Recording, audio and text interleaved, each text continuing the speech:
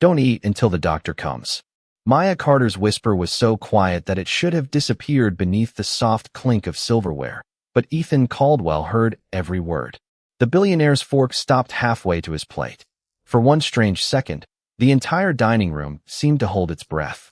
Warm chandelier lights spilled across the polished table, catching the rim of a crystal water glass and the untouched dinner arranged with expensive precision. Ethan slowly lowered the fork. "What did you say?" Maya stood beside the table, her worn blue sweater contrasting sharply with the elegant room around her. At 9 years old, she was small enough to be overlooked in a house this grand, but her dark brown eyes were fixed on the plate with unusual certainty. "Don't eat it," she whispered again. Ethan looked at the meal, then back at her. Across the table, Victoria Hale, his longtime partner, gave a soft, almost amused laugh. "Ethan, she probably just saw something on television. Children imagine things." Maya shook her head. "I didn't." Her voice remained calm. That made Ethan more uneasy than if she had shouted. He leaned back in his chair. "Maya, tell me exactly what happened." She glanced toward the kitchen doors. Beyond them came the faint sounds of dishes being cleared, footsteps moving across marble, and the steady hum of the refrigerator. "I was getting water," she said. "Then I saw someone come back into the dining room." Victoria's smile faded slightly. "Who?" Maya hesitated. Her fingers tightened around the strap of her little canvas bag. "I didn't see their face." Ethan's expression hardened with concentration. "Then how do you know something is wrong?" Maya looked directly at him. "Because the plate wasn't the same one." Silence settled over the room. Victoria's eyes flicked toward the plate for just a moment before returning to Maya. Ethan noticed. He noticed everything now. "What do you mean, not the same one?" he asked. Maya pointed carefully, without touching anything. "The first plate had a blue mark underneath. That one doesn't." Ethan looked down. He turned the plate slightly. A faint blue line was visible along the underside. His eyes narrowed. Victoria immediately spoke. "That proves nothing. The kitchen staff could have switched plates while serving dinner." "Maybe," Maya said, "but I saw someone switch it before everyone came in." Ethan pushed his chair back a few inches. The soft scrape against the floor sounded strangely loud. "Maya, why didn't you tell anyone sooner?" She lowered her eyes for a moment, then looked up again. "Because everyone was busy, and because I thought maybe I was wrong." Ethan studied her face. There was no drama in her voice, no attempt to frighten anyone, just a simple certainty that made the room feel colder. He reached for the plate, then stopped before touching it. "Nobody eats," he said. Victoria stared at him. "Ethan," he raised one hand. "Not another bite. We wait for Dr. Brooks." Maya finally exhaled. Somewhere down the hall, a clock chimed once. Ethan looked toward the kitchen doors, then back at the little girl who had just interrupted an ordinary dinner with a single sentence. He had spent 30 years trusting numbers, contracts, lawyers, and people with expensive titles. Yet tonight, the person he trusted enough to stop everything was a 9-year-old girl standing beside his table with a canvas bag in her hands. And as the room fell completely silent, Maya kept staring at the plate, as if she already knew that the real mystery had not even begun. Dr. Daniel Brooks arrived 8 minutes later, carrying a black medical bag and wearing the calm expression Ethan had learned to trust over the years. He stepped into the dining room, looked at Ethan, then at the untouched plate. "What happened?" Ethan pointed toward Maya. "She says nobody should eat until you check the food." Dr. Brooks turned toward the little girl. "All right, Maya. Tell me what you saw." Maya took a slow breath. "I saw someone come into the kitchen after the dinner was already ready." Victoria folded her arms. "That could have been anyone. There were several staff members preparing the table." Maya nodded. "I know. That is why I did not say anything before." Ethan looked at her carefully. "You were afraid nobody would believe you?" "I was afraid I might be wrong," Maya answered. "But then I saw the plate change." Dr. Brooks moved closer to the table without touching the food. "Did you see anyone touch this plate?" Maya shook her head. "Not this one. The other one." Ethan frowned. "Explain that." Maya pointed toward the kitchen. "The first plate had a little blue mark underneath. I noticed it because it was near the edge of the tray. Then someone carried that plate away. A few minutes later, this plate came out." Dr. Brooks looked at Ethan. "Did you personally approve the dinner service?" "No. The kitchen handled everything." Victoria gave a small sigh. "This is becoming ridiculous." We are turning a child's misunderstanding into some kind of investigation. Maya did not answer. She simply looked at the floor. Ethan noticed that. Maya, he said gently, look at me. She raised her eyes. Are you certain you saw the plate being replaced? Yes. And are you certain you saw someone in the kitchen? Yes. Did you see their face? No, Ethan nodded slowly. Then we have a question, not an accusation. Dr. Brooks examined the sealed serving dishes and checked the plate without tasting anything. He found nothing immediately unusual. Ethan, I cannot tell you there is a problem based only on what we have here, he said. But I can tell you that waiting is reasonable. Victoria looked toward Ethan. You are really going to stop dinner because of this? Ethan did not look away from the plate. Yes. The answer came quietly, but it carried the weight of a final decision. Maya finally relaxed her shoulders. Then Dr. Brooks noticed something near the plate setting. Wait. Everyone turned. He pointed toward a small smear of blue glaze along the underside of the plate. That is unusual. Ethan leaned closer. The first plate had the same mark. Maya nodded. Exactly. Victoria's expression changed for only a second, but Ethan saw it. It was not fear. It was surprise. Dr. Brooks straightened. We should preserve everything exactly as it is and let the proper people examine it. Ethan agreed. Then he looked toward the kitchen doors. And I want the security footage from the last hour. Maya's eyes widened slightly. The cameras? Ethan nodded. If you saw someone switch the plate, the cameras may tell us who. For the first time that evening, Maya seemed uncertain. There is one problem, she whispered. Ethan turned toward her. What problem?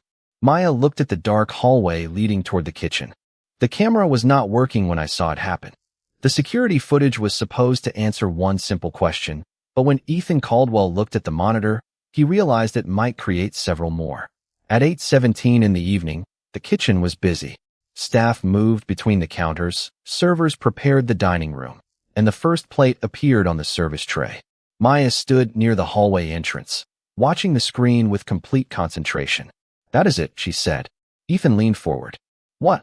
Maya pointed to the monitor. That is when I saw the plate. Dr. Daniel Brooks stood beside Ethan, while Victoria remained several feet behind them. The footage continued. A server carried the tray toward the dining room, then paused. Another staff member stepped into view. Ethan watched closely as the person reached toward the tray. Stop, he said. The security manager froze the image. Can you zoom in? Ethan asked. The picture became larger, but the face remained unclear. Maya stepped closer to the screen. That is not the person I saw. Ethan turned toward her. Are you sure? Yes. Victoria spoke from behind them. This is exactly why we should not be doing this. The image is unclear.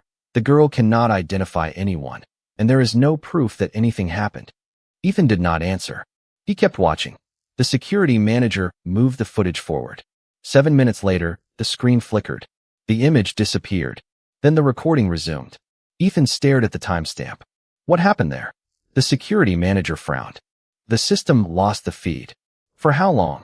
7 minutes and 12 seconds. Dr. Brooks looked at Ethan. That is the exact period Maya described. Ethan folded his arms. Can the missing footage be recovered? The security manager shook his head. I do not know yet. I need to check the main server. Maya looked at the screen again. There was someone else.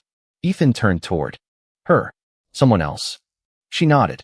When the camera stopped, I heard a door close. Victoria's expression tightened. Maya, you were in a hallway. You could have heard any door in the house. Maya looked at her calmly. It was the small door beside the pantry. Ethan knew that door. It led to a narrow service corridor that most guests never used. How do you know? He asked. Maya pointed toward the monitor.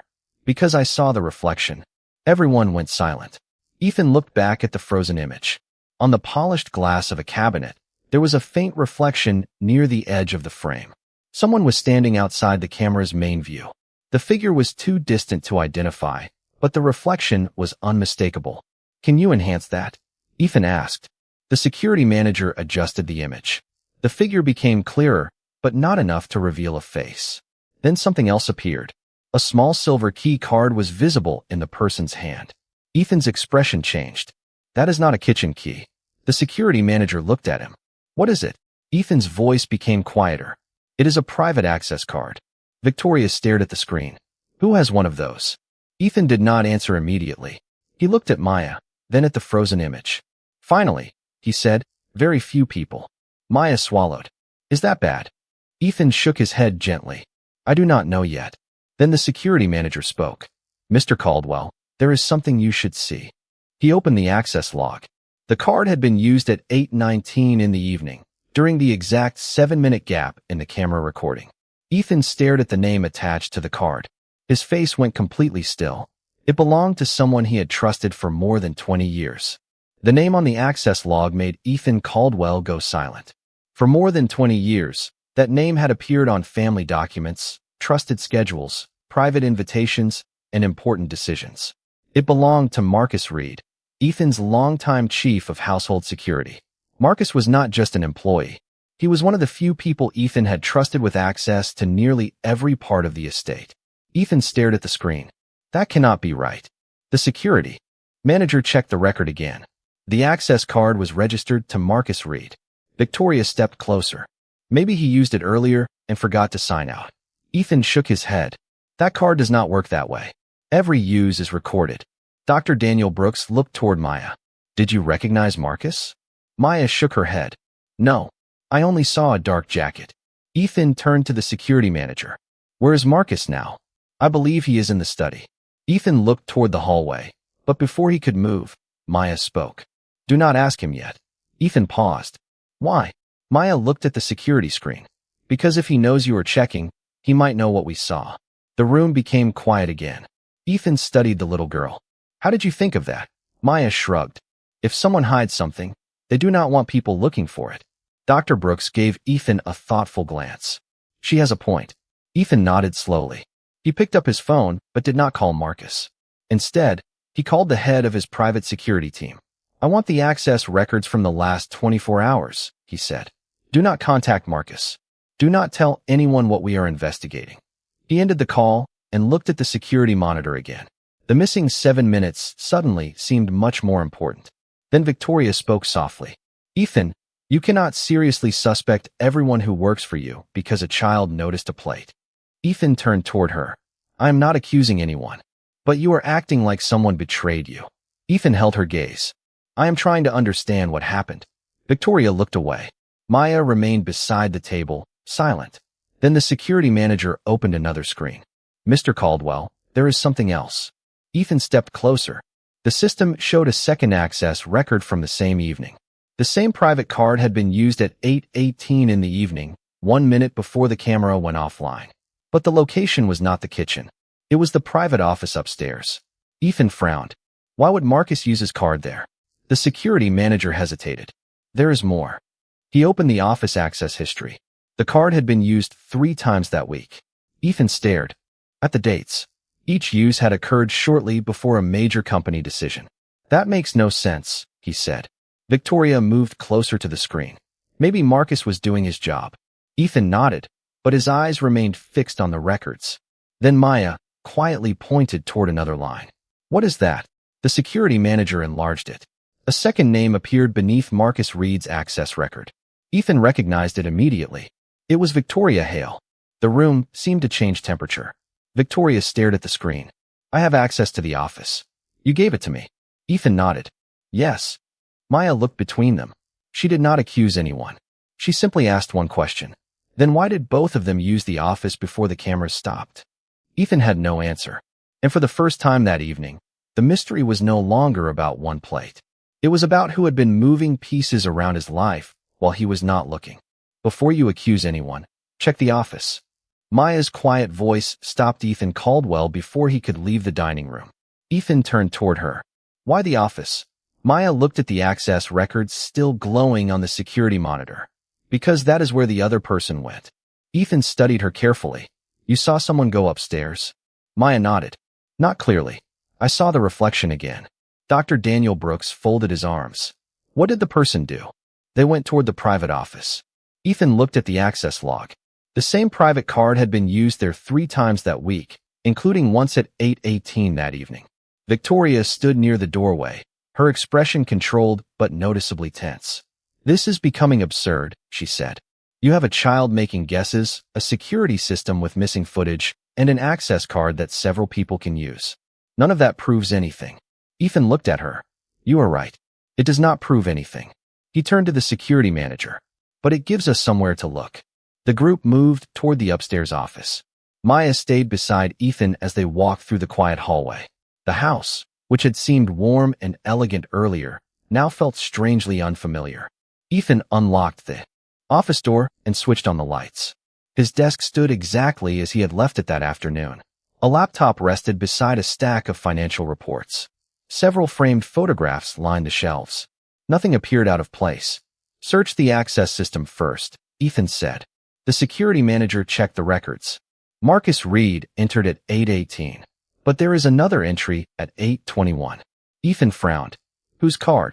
The manager looked at the screen. Victoria Hale. Victoria stepped forward. I told you. I have access. Yes, Ethan said. But you told me you were downstairs during dinner. Victoria paused. I was. Maya looked at the desk. Something caught her attention. A small blue envelope sat beneath a financial folder. Mr. Caldwell, she said. What is that? Ethan picked it up. His expression changed when he saw his company logo printed on the corner. He opened the envelope and found several copies of documents.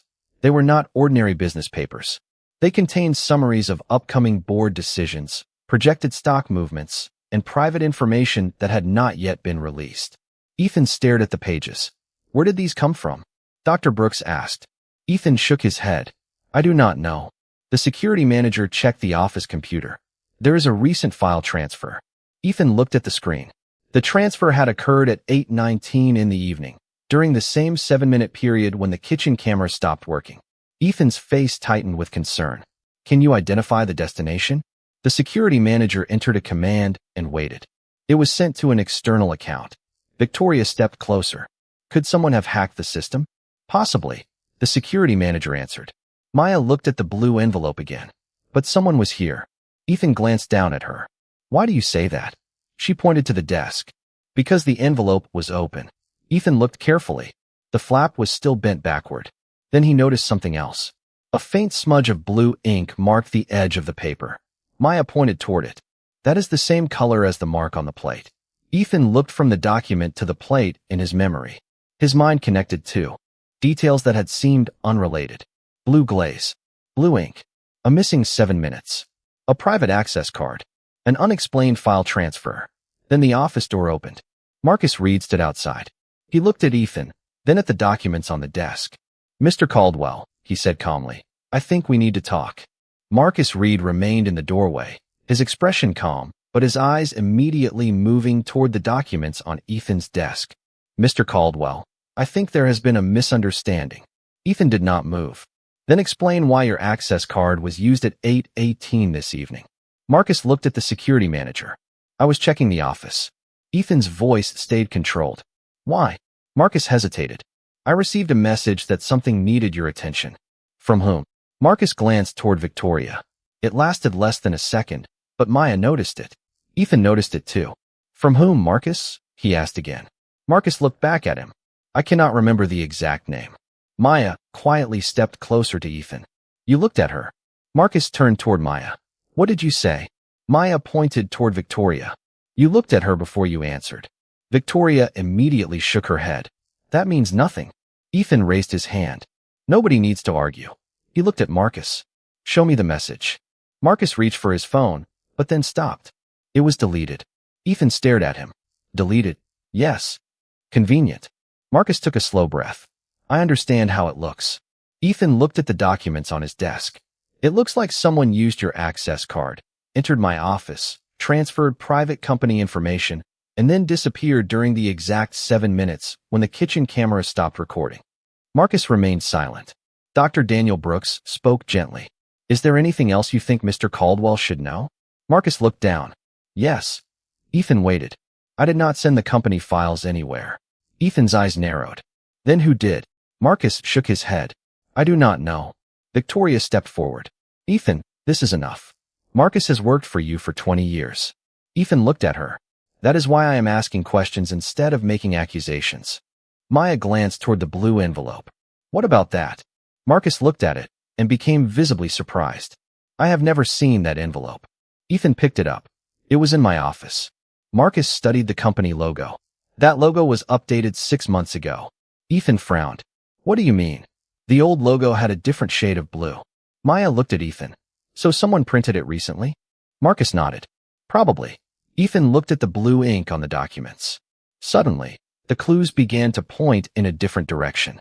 The plate had a blue mark. The envelope had blue ink. The documents carried the same color. But the blue was not proof of a connection. It was simply another unanswered detail. Ethan turned toward the security manager. Check every printer in the house. I want the print history from today. The manager left the room. Victoria folded her arms. You are making a mistake. Ethan looked at her. Maybe. She stepped closer. You are letting a child convince you that everyone around you is part of some secret plan. Maya lowered her eyes, but Ethan spoke before she could respond. She did not convince me of anything. She noticed something I ignored. Victoria went quiet. Then the security manager returned with a tablet in his hand. Mr. Caldwell, I found the printer. Ethan looked up. Which one? The manager hesitated. The printer in the guest office. Victoria's face changed. Maya noticed immediately. Ethan did too. Who used it, he asked. The manager looked at the screen.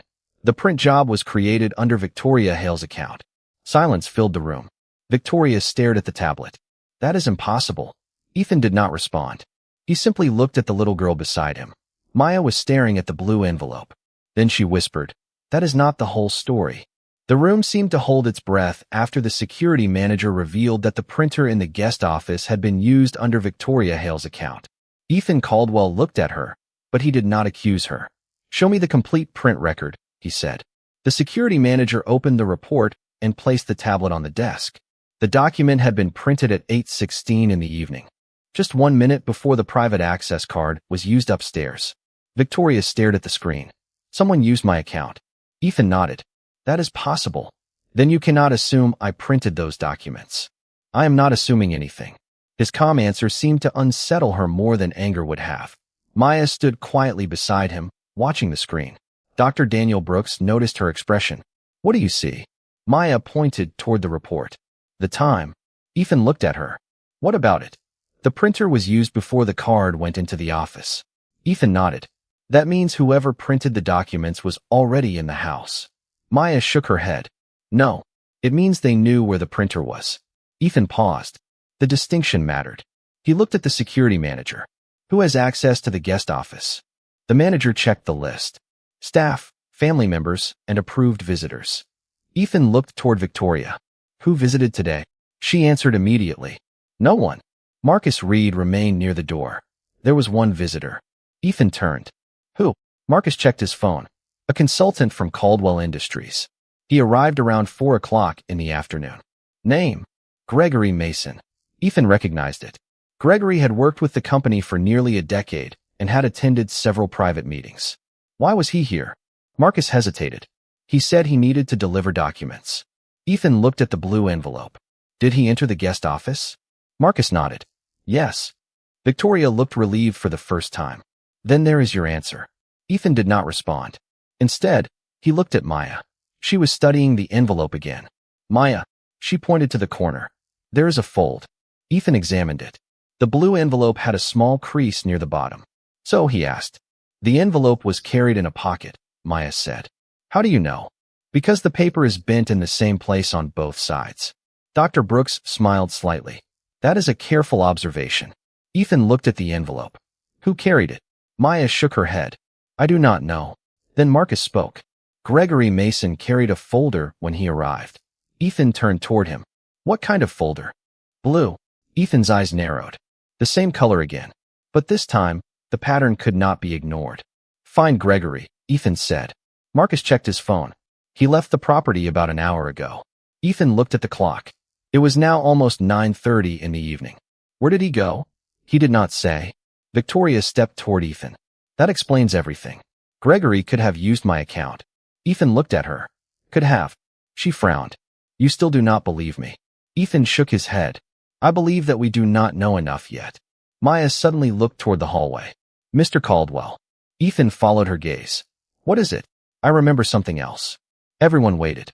Maya spoke slowly. When I saw the person near the kitchen, they were not carrying a folder. Ethan's eyes sharpened. Then what were they carrying? Maya thought for a moment. A small silver box. Marcus looked surprised. A silver box. Maya nodded. It had the same blue mark. Ethan turned toward the security manager. Check every camera that covers the hallway and the guest office. I want the footage from 4 o'clock in the afternoon until now. The manager nodded and left. Ethan looked at Victoria, then Marcus, then the blue envelope. The story that had seemed to point directly at Victoria was beginning to change. Maybe she was involved.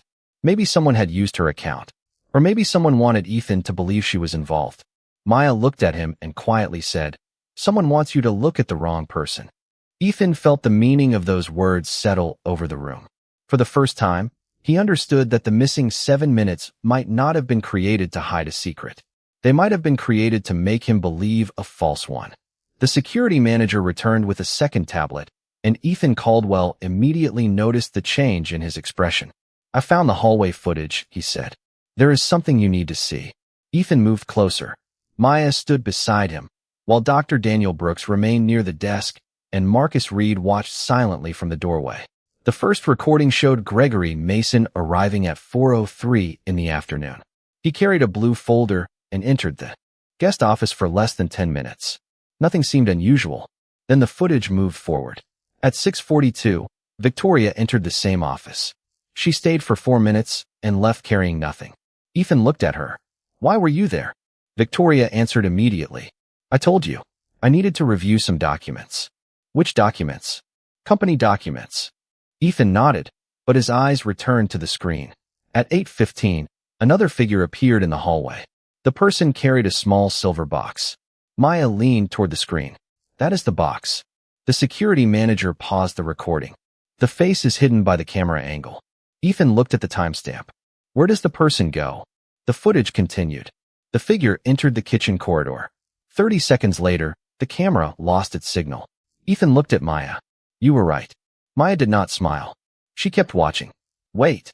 The security manager moved the footage backward by a few seconds. Maya pointed at the screen.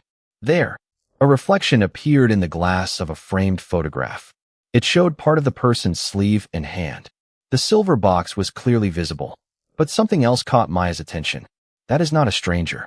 Ethan looked closer. "How do you know?" "Because they know where the camera is." The room became quiet. Maya continued. "They walked where the camera could not see them." Dr. Brooks nodded.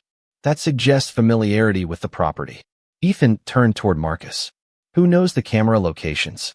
Marcus answered, "Security staff, household management, and anyone who has worked here long enough." Ethan looked at the list. Then Maya spoke again. "There is something else." She pointed toward the screen.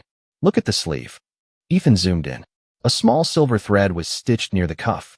Marcus immediately recognized it. "That is part of the Caldwell household uniform." Victoria looked at Marcus. "Several employees wear that uniform." "Yes," Marcus said. "But the silver stitching is only used for senior staff." Ethan's eyes narrowed. "How many people?" Marcus counted quietly. 4. Ethan looked at the 4 names. One was Marcus himself. Another was the head chef. The third was the estate manager. The fourth was a senior assistant who had worked directly with Victoria for the past 3 years. Her name was Natalie Brooks. Victoria looked surprised. "Natalie." Ethan nodded. "Do you trust her?" Victoria hesitated. "Yes." Maya watched her carefully. Then the security manager opened another file. "There is one more recording." Ethan turned. "From where?" "The guest office." The footage showed Natalie entering at 8:10 in the evening. She carried nothing.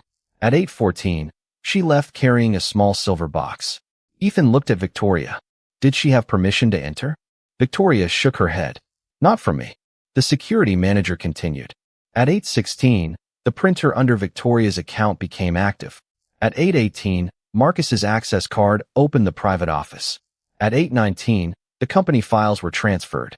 At 8:20, Natalie disappeared from the hallway camera. Then the screen went blank. Ethan stared at the sequence. The pieces finally seemed to fit, but Maya was still watching the screen.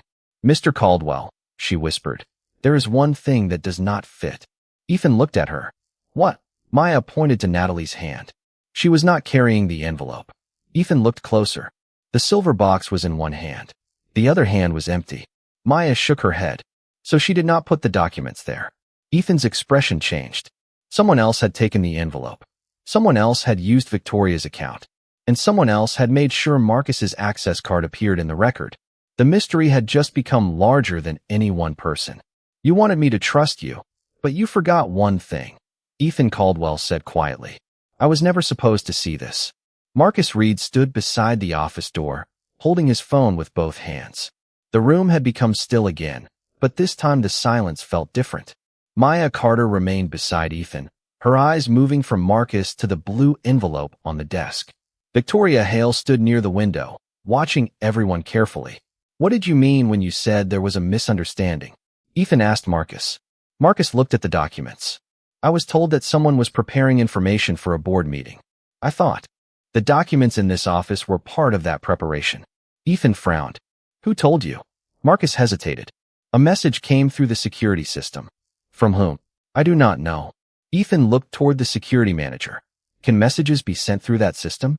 Only by authorized administrators. Ethan's expression tightened. Then check the administrator list. The manager looked down at the tablet. There are 3 accounts. Marcus. Yes. Me. Yes. And the third. The manager paused. Victoria. Victoria immediately shook her head. I have never used the security system to send messages.